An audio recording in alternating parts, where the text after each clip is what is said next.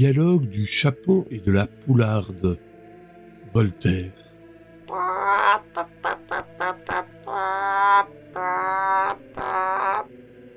Eh, mon Dieu, ma poule, te voilà bien triste. Qu'as-tu? Mon cher ami, demande-moi plutôt ce que je n'ai plus.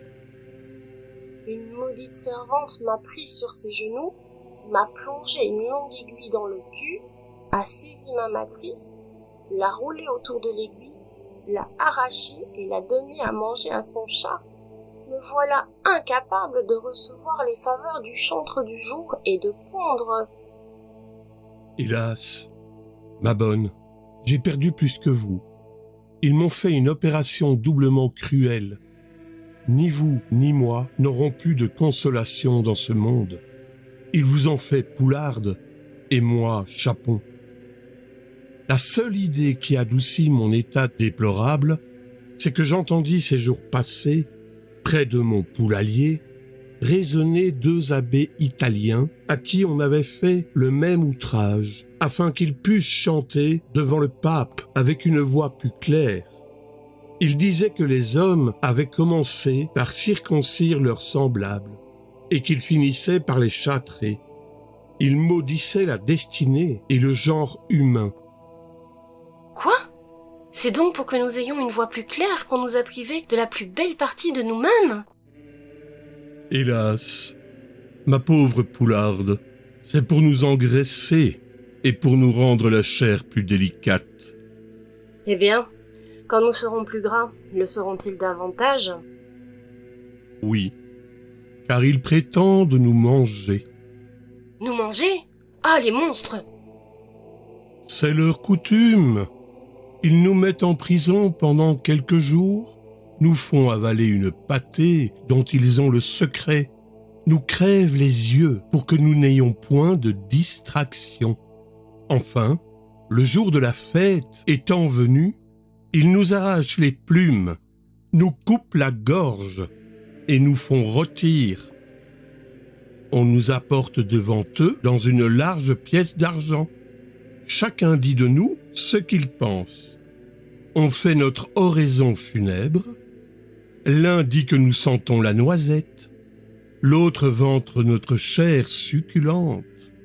On loue nos cuisses, nos bras, notre croupion. Et voilà notre histoire dans ce bas monde fini pour jamais.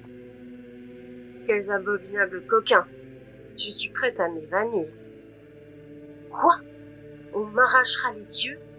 On me coupera le cou? Je serai rôti et mangé? Ces scélérats n'ont donc point de remords? Non, mamie. Les 2 abbés dont je vous ai parlé disaient que les hommes n'ont jamais de remords, des choses qu'ils sont dans l'usage de faire. La détestable engeance.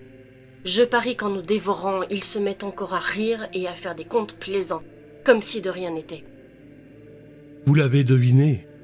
Mais sachez pour votre consolation, si c'en est une, que ces animaux, qui sont bipèdes comme nous, et qui sont fort au-dessous de nous, puisqu'ils n'ont point de plumes, en ont usé ainsi fort souvent avec leurs semblables. J'ai entendu dire à mes 2 abbés que tous les empereurs chrétiens et grecs ne manquaient jamais de crever les 2 yeux à leurs cousins et à leurs frères, que même dans le pays où nous sommes, il y avait eu un nommé Débonnaire qui fit arracher les yeux à son neveu Bernard.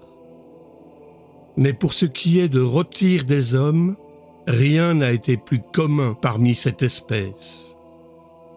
Mes 2 abbés disaient qu'on en avait rôti plus de 20 000 pour de certaines opinions qu'il serait difficile à un chapon d'expliquer et qui ne m'importe guère.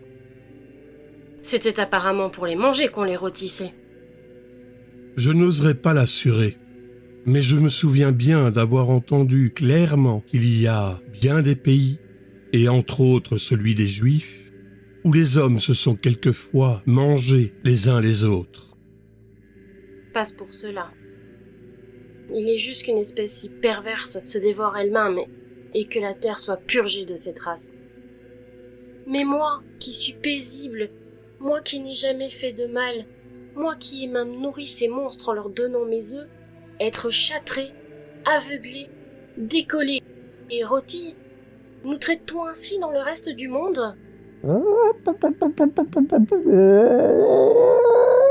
À la semaine prochaine pour les 5 minutes du mercredi sur Project Xbox 83 et La Crique de l'Aube.